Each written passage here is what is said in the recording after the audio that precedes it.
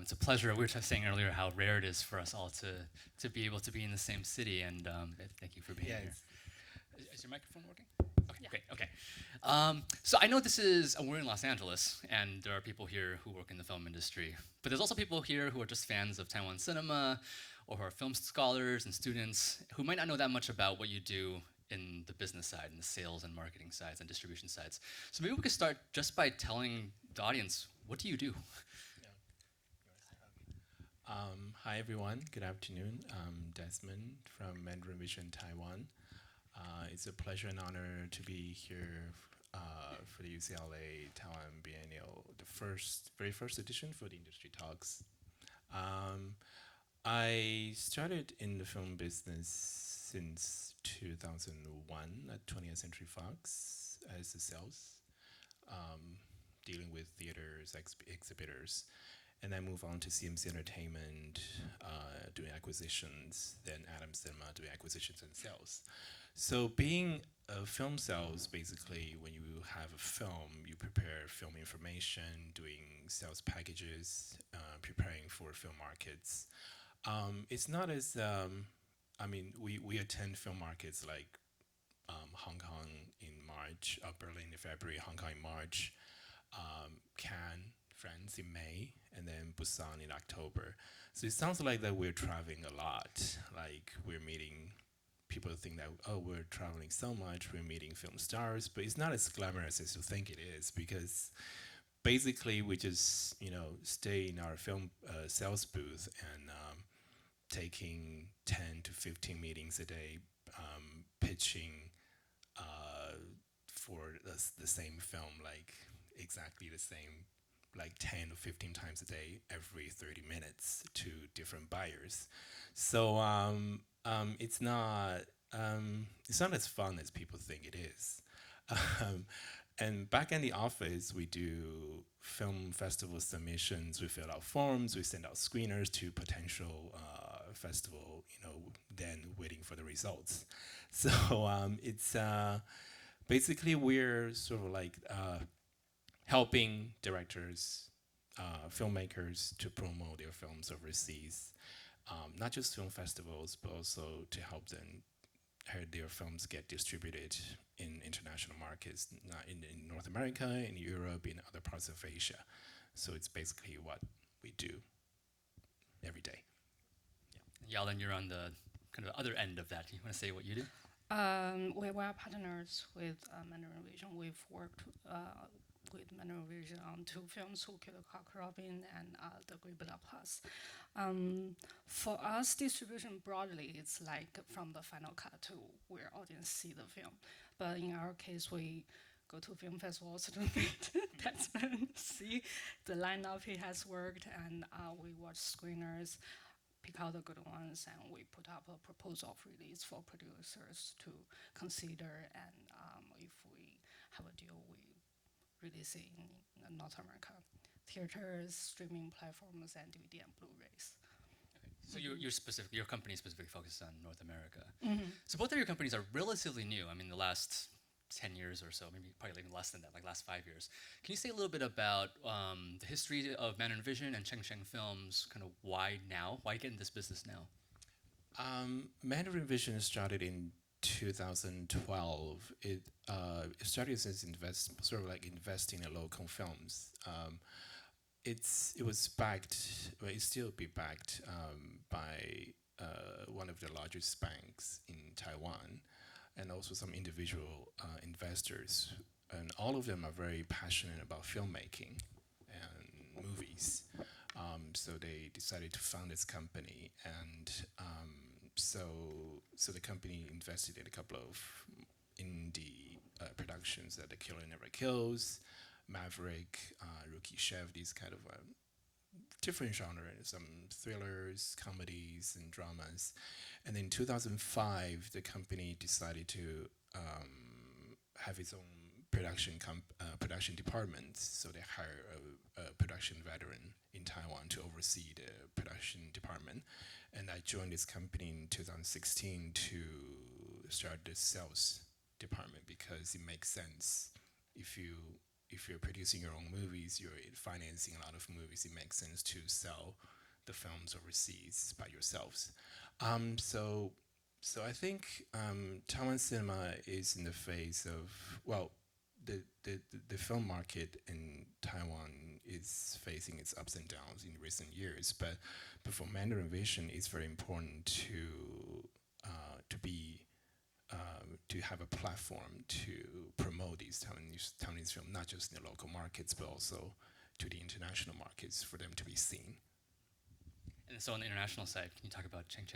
That I was going to say that doesn't sound relatively new. Like our company was founded in 2015, so that's like really new. But like right at the time you joined MandarinVision, so our team has actually worked with multiple distributors before the founding of Cheng Films, large and small like Belgo USA, Magnolia Pictures, and the smaller ones like Cinema Guild. We have worked with Hou Xiaoxian's The Assassin and Cai Minliang's Stray Dogs. But after working on this Chinese language film, we always feel there's a variety of like hidden gems from emergent filmmakers that are now being picked up for North America, but we feel there's a potential. And it's hard to pitch those films to the existing distributor. We always get our ideas turned down, and we're like, oh, maybe we'll just do it ourselves, give it a try. And the exhibitors and all the partners have been very supportive, so it has been pretty successful. We have been staying afloat. That explains why Cheng film, yeah, the films that you distribute are, I feel like they're a little bit more selective than some of the other distribution companies that specialize in Chinese language films here in the United States. And what is your philosophy in determining what to acquire? We don't really have like a defined criteria. We just watch screeners, and when we feel it's right, we do it. Okay. Yeah. And so you cover Chinese language cinema more broadly. How much of your lineup is from Taiwan? I counted that we have distributed 11 films, and 4 of them are from Taiwan. Yeah. So how do you see Taiwan films fitting within a larger market for Chinese language cinema? Is it the same market? Is it a different market? How do you navigate those two things? I would say it's the same market because Taiwan has been a very strong cultural product powerhouse in the past decades in the entire Chinese speaking world. We have these figures like Teresa Teng, Jay Chao, and Lin Xingxia. Yalin. Yeah, like these people, all Chinese people over the world know. So we feel we are kind of like paying our dues to what we grew up watching. So it's not really like a niche. It's every Chinese audience member will relate to. Okay. Well, I want to get back to that, the question of markets later, but I do also want to ask Desmond a similar question. Are all of your films that you represent from Taiwan? Yes, it's all of them from Taiwan. Why is that? Because when I look at these other sales agents, like in Europe, like big French sales agents, they cover films from all countries. Like why in Taiwan? And like, I see this all around Asia too. They can focus on their own countries. I think it's very important for the Taiwanese filmmakers and producers to have their own, to have someone to sell their films who is basically from Taiwan, because I think it's best, we know them best. I mean, it's the same connections, the same culture, same language, and there has never been really a major sales company that's doing that. Of course, there are so many major sales firms like from France and Germany, and there used to be one called Fortissimo in Hong Kong. I mean, they still exist, but they sold a lot of Taiwanese films and Chinese film as well. But I think it's very important for Taiwanese films and filmmaking to have their own brand, to have their own awareness that this is a sales arm from Taiwan that's mainly selling Taiwanese films.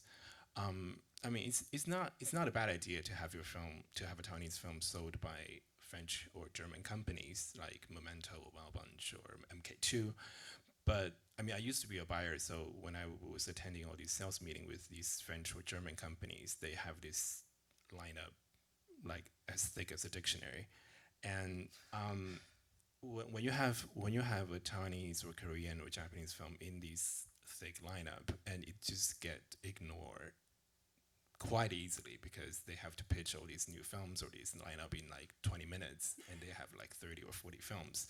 So it's not. I mean, when your film is not that, the budget is not that big, or you don't have as like stars that is not as significant as other Hollywood stars or European stars, you just get ignored. So I think it's very important for Taiwanese films to have some company that's selling mainly a film that is from Taiwan. It's not just. I mean, it's not like I said. It's not a bad idea for a French or German company to sell your film. It's just like it's better to have a more focused sales strategy. So in talking about that, you mentioned that there should be kind of a brand coherence, like a Taiwan brand. What is that Taiwan brand? Well, I always like to say that Taiwanese director and producer have their own ideas. They don't really care about what other people think their films are like. So they have all these crazy ideas of making filmmaking, and they just don't care if they'll be able to get into the China market, if they'll be able to get into the European market or the North American market. They just make whatever they want. So I like to think that the Taiwanese films, the Taiwanese brand, has a unique standing and or position in the film markets or in the film festival. Like they have a unique voice. They don't. I mean, they don't really compromise to something like a global theme, a global story to appeal the audience, which I think is quite interesting way of filmmaking. And that speaks to Eileen Lee's point earlier that anything is possible in Taiwan. Yes. Yeah. Yes. So let's actually talk about specific films, because you two have worked together. I mean, Yalin, you've distributed Desmond's films before. So let's talk about these two films that you've worked on before. One is Who Killed Cock Robin. So this is kind of a crime thriller. Crime thriller, suspense. Yeah. Yeah. Like I think to me it feels geared towards a younger audience. So when you were selling that internationally, what aspirations did you have for it? Like, what did you think it was going to sell? I kind of think it will, because that was the year, that was 2017. That was the year when a lot of filmmakers in Taiwan were thriving for genre films. They have all these ideas about making genre films, and Who Killed Cock Robin was quite a good example of how it was successfully executed. We started. I took on the film in I think it was in March in Hong Kong. Then I started selling it in Cannes in May, and we got tremendous response because we did some market screenings there. We have people coming from Korea and Japan asking for distribution rights and remake rights. It was quite a unique experience because the film itself has quite a complex plots, because all these characters, you don't know you don't know who the bad guy is, you don't know who the good guy is. At the end, I mean, all these roles are switched or whatever. It's just really a unique, special film. So commercially, I mean, of course, in Taiwan, it did very well in the box office, but in the film festival circus, it didn't fare that well because it's more like, for us, it's more like a commercial title. It's not just art house movies, but we kind of expected that it would sell in Korea, in Japan, Hong Kong, which we did, and I'm really glad that Cheng came on board for the North American distribution. So Yalin, like, what attracted you to this project? Not just in terms of the film, but that it had a potential to sell here. We discussed like when global audience think of Taiwanese cinema, people think of New Wave, think of Hou Xiaoxian, Edward Yang, but Cheng House film showed us something else. It's like a genre filmmaking, but it's from Taiwan cinema. And we're like, wow, this is like a very polished thriller. It looks like a Hong Kong film, but it's a Taiwan film. It also has a cultural specificity about like this ecosystem of like tea leaves and then growing into this Taipei and consumption of luxury cities. Some clues Taiwanese audience will pick up, but also makes sense if you pay attention to the story. So that film was already very much discussed online when it opened in Taiwan, and so when I met Desmond, we almost didn't discuss much. I'm like, would you like us to distribute this film? I was like, okay, yes. So it was very straightforward. What were some of the challenges in selling it here in the United States? Like, what were some strategies that you had to take for that one? Well, if you look at the Asian films that get distribution in North America, of course, there are more genre films, more say kung fu or action thrillers, less art house films. So for that one, we kind of just follow the conventions of Asian action films here in the U.S. The KR we did was almost like a Hollywood action film. It was very atmospheric. It's like black, and we show the blood, we show the violence, and we show the sex in the package, so people know what to expect, and they get what to expect. There's this violence and gore in the film. You get this satisfaction, and the fanboys appreciate the film very much. Did you have a reaction to the way that they sold it? Was it different than kind of what you imagined this international sales of this ability?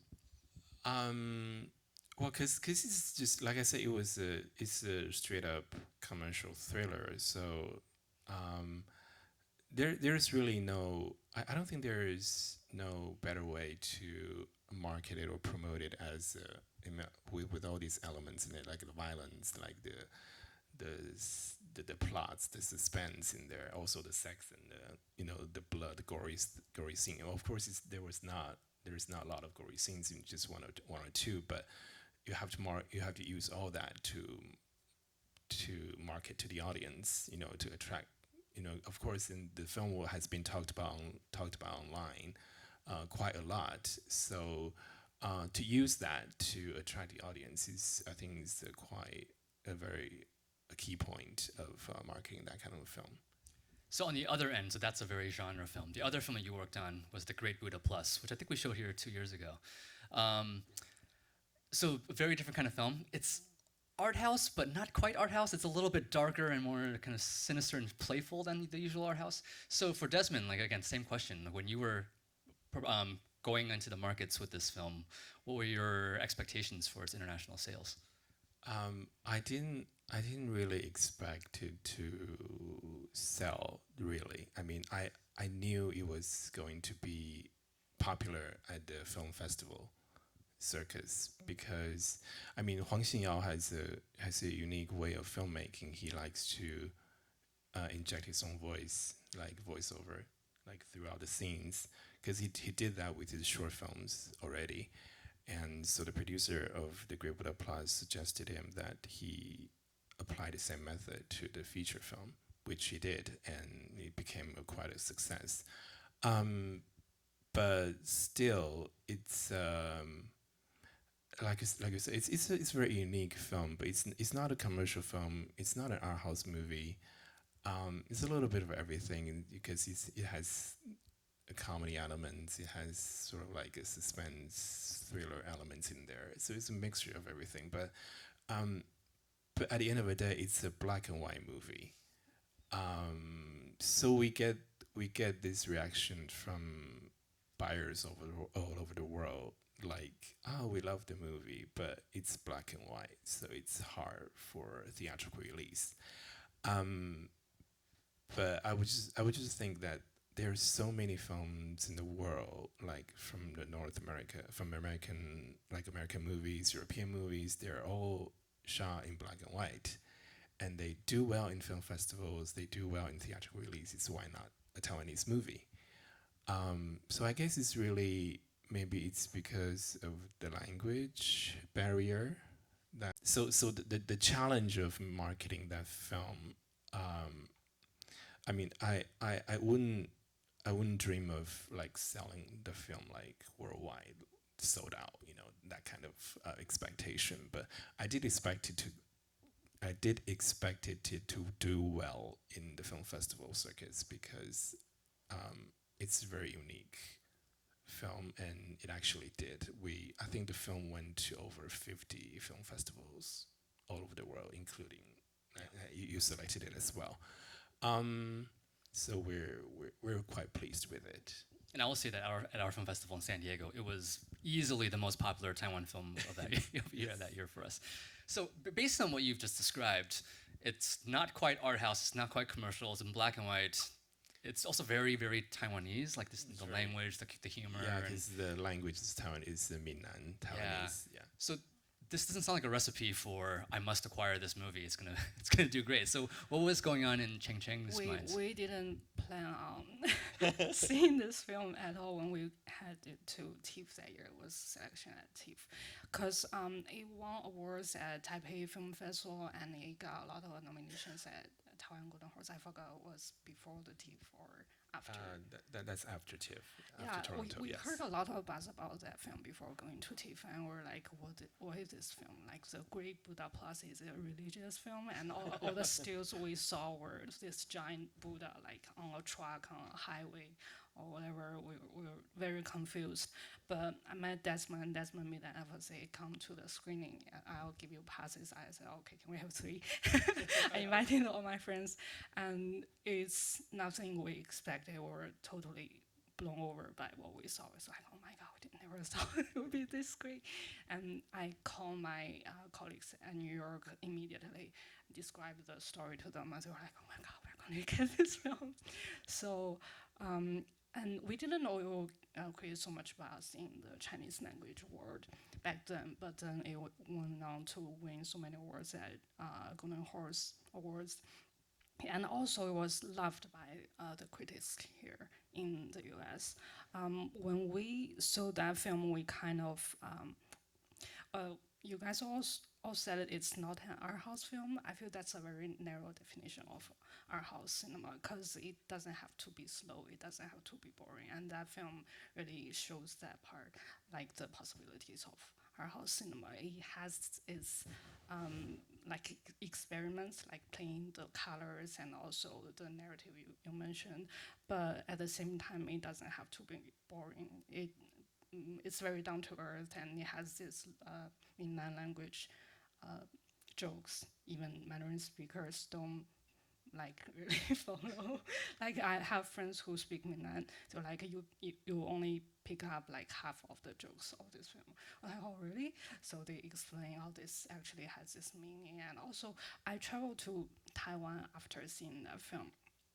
This character in the film, his name is Sika Sugar Apple. Sugar Apple.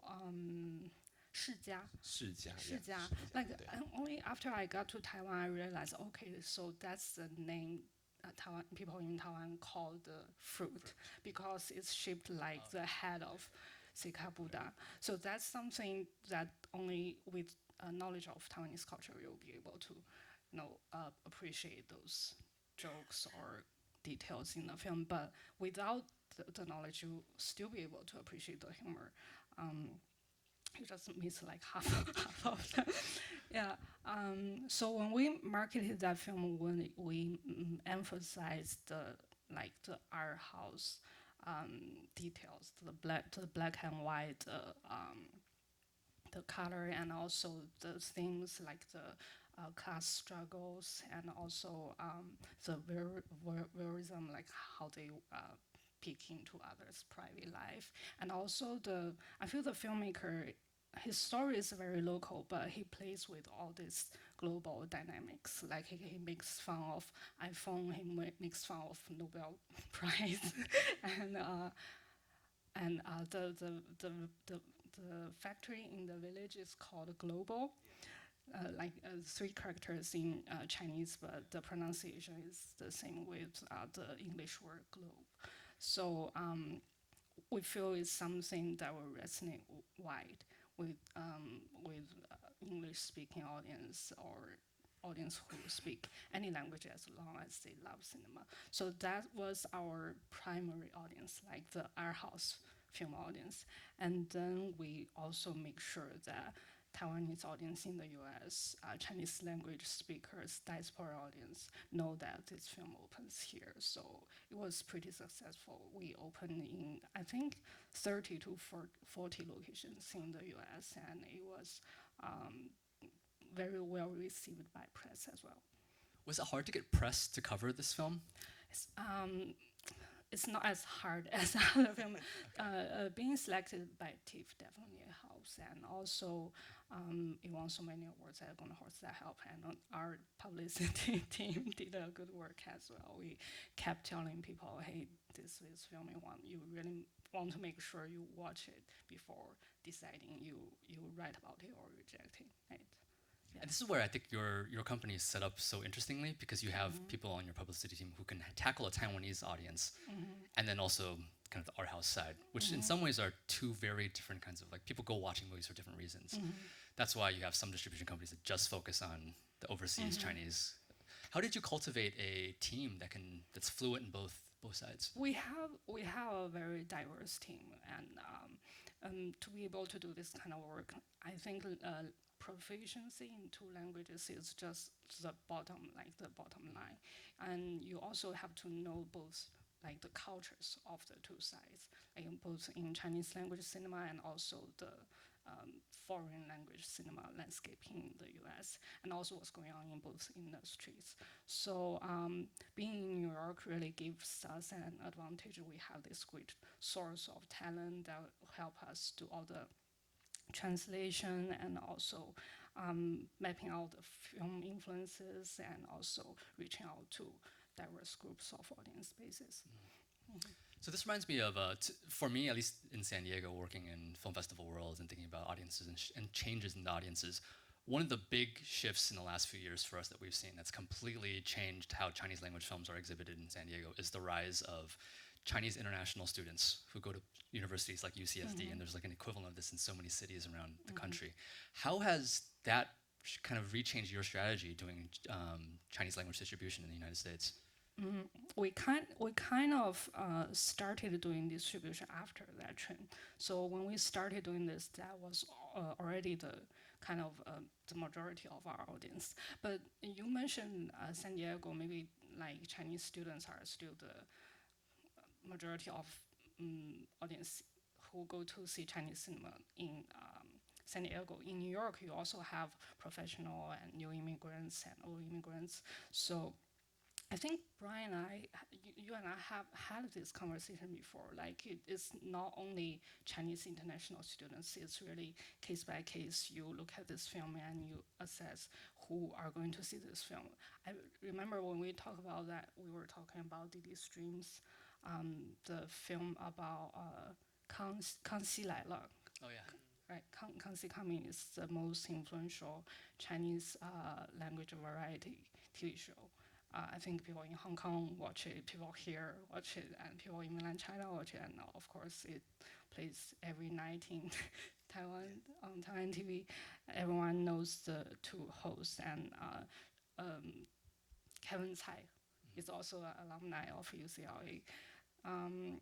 When we play that film, it's easy to think, okay, this is a day theatrical release, so we'll just market it to university students. But actually, that generation, they don't grow up watching this film. So we actually approached the traditional Chinese media, like print newspaper or say ETTV, right? And they are the media outlets that will reach the audience who will watch that film because they connect with the Joyce and Kevin Tsai, and they know all the culture around that TV show.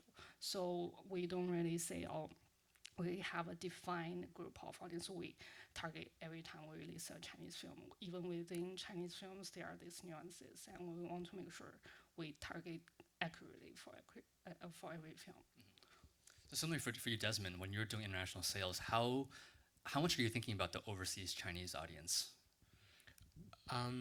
Well, of course, that's quite a key factor because it's a Chinese language movie, and of course, you would expect Chinese-speaking audience to see it.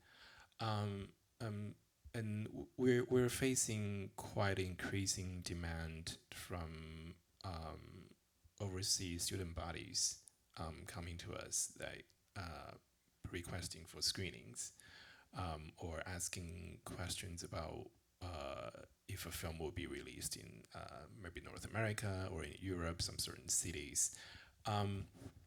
So we're still learning about this.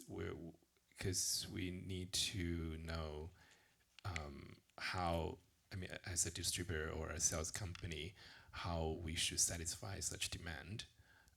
Because there's always a strategy, distribution strategy or film festival strategy for any film. Because in the previous keynote dialogue, we have audience asking about the distribution of detention in North America. And of course, we were talking to a few distributors about releasing it in here. And at the same time, we have like different people, like Taiwanese students who are studying in the US, asking if they can organize screening events all over the US, like in Los Angeles, San Francisco, New York, Boston, and Chicago, wherever it is in the US. So we, of course, it's very important because it's a Taiwanese movie. You would expect Taiwanese audience in overseas to see it. But realistically, if there's no American or North American distributor picking up the film, it's very, I mean, like logistically, it's not that easy to have a film screened in the U.S. or I mean overseas in general, because it's just not possible. And also, there's always a film festival strategy. You will want a film to have its maximum exposure. And for us, the best way is to have a film screen at a major film festival. I think that's the easiest way. I mean, of course, we wouldn't want a Taiwanese film just to be seen by the Taiwanese audience overseas. We would want, of course, the international audience, I mean, like everywhere to see it. Of course, you can kind of increase the exposure of Taiwanese movies. So there's really, so our main strategy is really to maximize the exposure of a film, of a Taiwanese movie.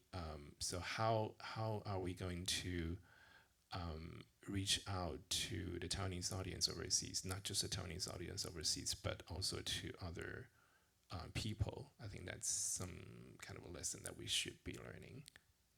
Have you ever had to reject an offer because they're only going to go to either the art house, like the mainstream art house, or just the Chinese language, because you want to do both? Yeah, we did. We do that before. I mean, because we always thinking about the bigger picture. We always have this bigger idea about how or where a film should go. So maybe if we're thinking about going to Toronto in September, and then we have a request or a screening request way before that, maybe they want to show the film in May or in April, then we will kind of say, we have a bigger plan, so we have other plans for this film, so maybe next year.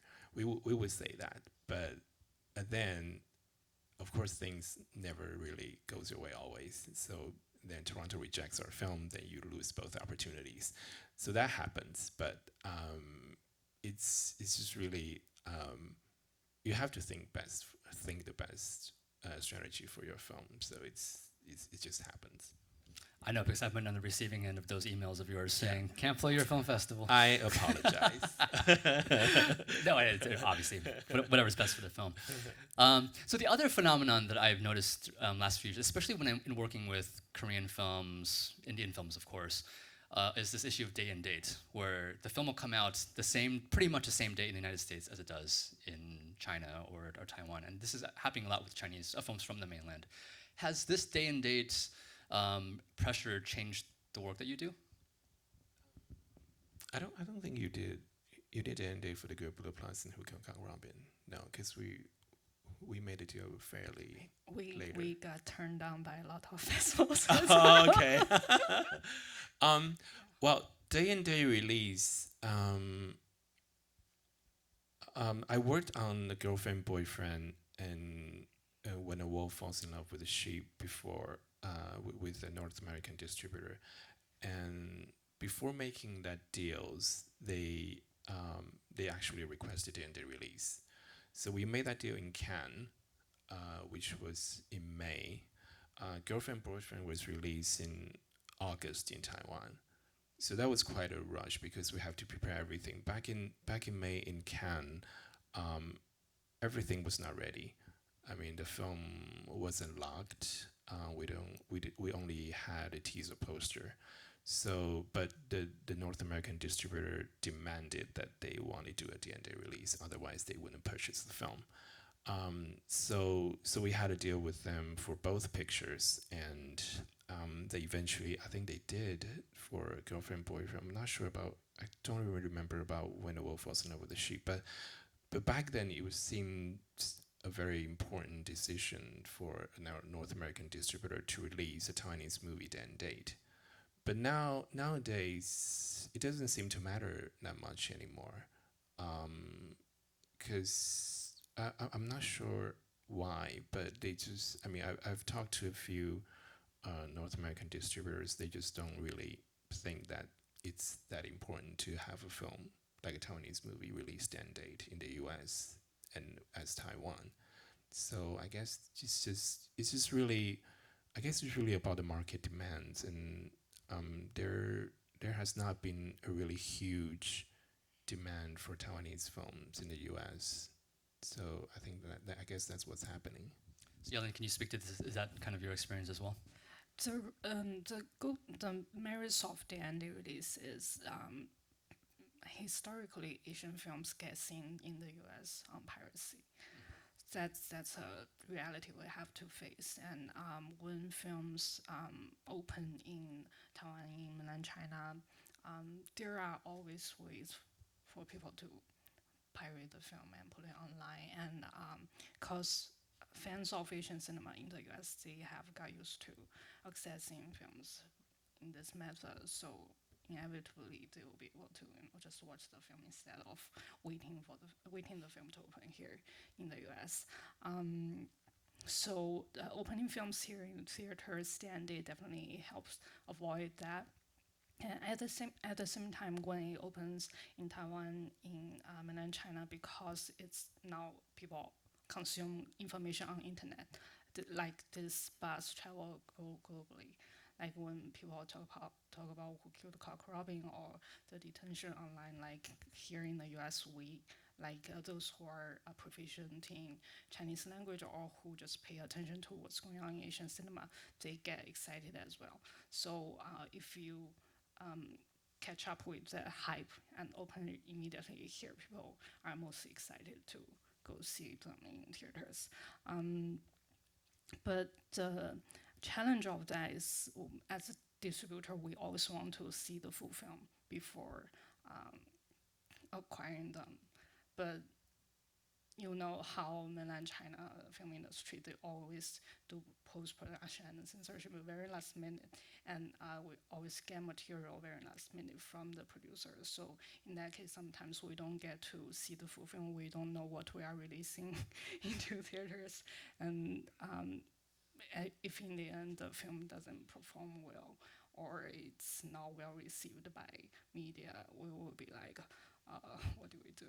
So right now we are becoming more flexible, like with Who Killed Cock Robin and the Great Blood Plus. I feel the Great Blood Plus was the most interesting case. Like we opened in theaters first, then while it's still playing in theaters, we put it online. Then they with the digital release in Taiwan, I believe it was Chinese New Year.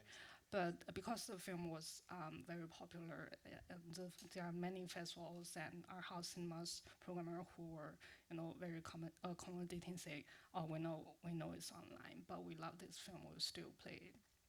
In New York, new director, new film, they like the film very much. They try to say, can you geo block New York area. Like, how is that possible? But they like thought for us, we really like this film, we will make an exception. And the Chinese press in New York were just very impressed by how they are accommodating to Asian film, to Chinese film, to a film from Taiwan. So that was a very interesting case, and then it was selected by Taiwan to compete for Oscars foreign language, and we were like, we need to create more buzz. Let's do a rerun. So we opened it again in theaters in New York and Los Angeles, and the critics were like, "What kind of windowing this film doing is like so random. It's in festivals, it's in cinemas, then it's online, then it came back again." So we really tried to work with all the forces from both ends in Asia and here in the US, and know what's happening with each film, and just try to roll with the punches as best as we can. I'm glad you mentioned the online component, because so far we had been talking about theatrical and film festivals, which are so 20th century. So is the strategy for online different? I mean, because I don't know if Great British Plus is on like Hulu and Netflix, the kind of usual places we go to. So what's the strategy for marketing Taiwan in online spaces?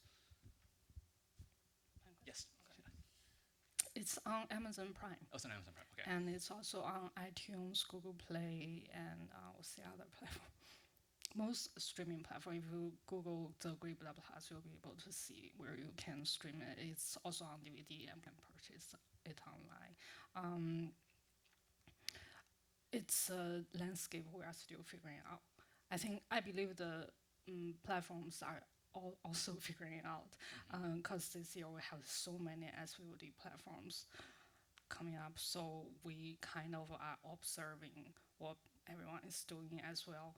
But I have to say, for Netflix and Hulu, this kind of Asian film is still a very niche, small minority audience. So we kind of are looking towards the Asian content platforms right now to see how we can collaborate on showing this Asian films, Chinese films to audience here. But we also saw sadly, the downfall of like platforms like Drama Fever. But we also see there are new Asian content platforms that are starting this year. So we'll see.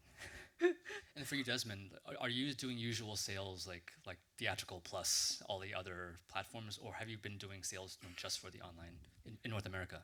I think like streaming services like Netflix have opened a lot of doors for Taiwan cinema, because it is almost impossible for Taiwanese films to be sold out like all over the world. I mean, we wouldn't really imagine a Taiwanese film to be seen in like South Africa or Iceland, or some really far away countries. So a service like Netflix is really an opportunity for Taiwanese films to increase their revenues, sales revenues. I think the first Taiwanese film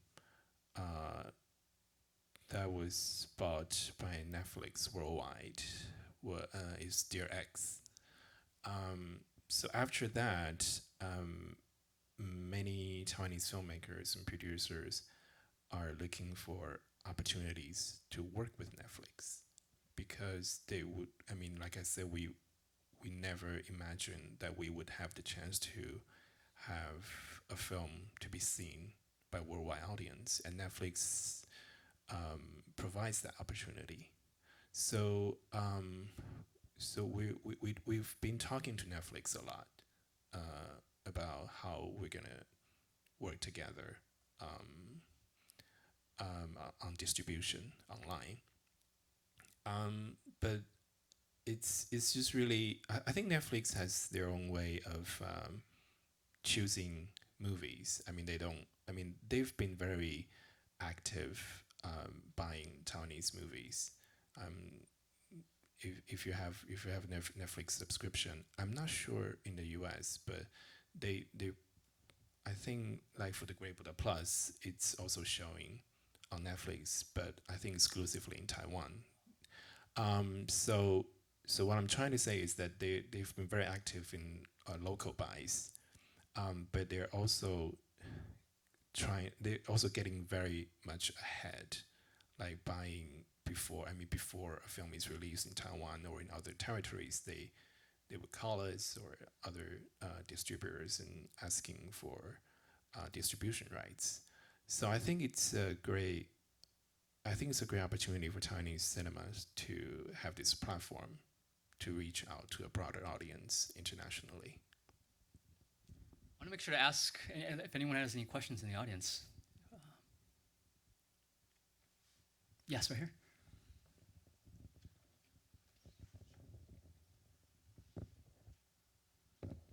Hi, thank you both for your wonderful insights on Taiwanese cinema beyond Taiwan.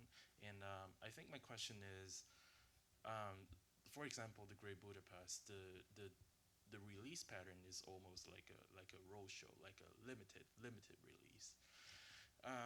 But like in reality, how profitable are these overseas releases? For example, North America theatrical releases, comparing to like maybe home entertainment in North America or streaming services, pay-per-view services in North America. How's the ratio of this combination of distribution work for distribution companies like Cheng?